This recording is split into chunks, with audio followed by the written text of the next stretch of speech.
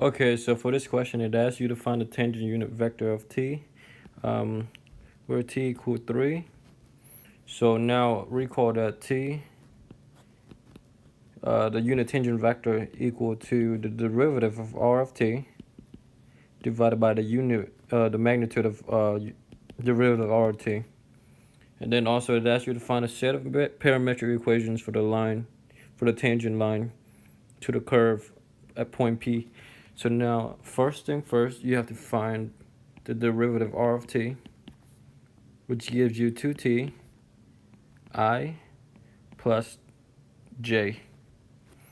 So now, at r prime of 3, you should get 6i plus 1j. So now you can plug in, or actually, let's find the magnitude of r prime of 3.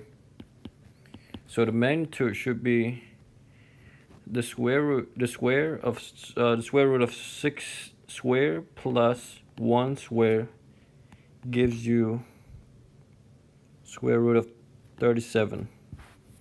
Now you have everything. Now you can plug into the unit tangent vector equations.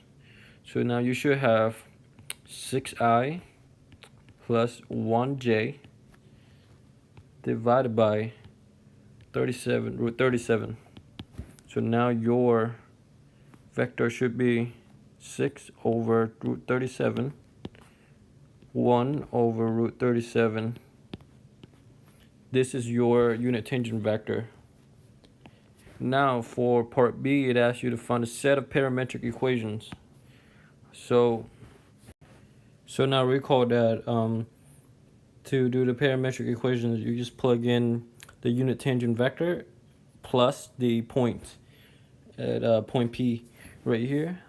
So your parametric equations for x is 9 plus 6 over root 37t. Your y is 3 plus 1 over root 37t.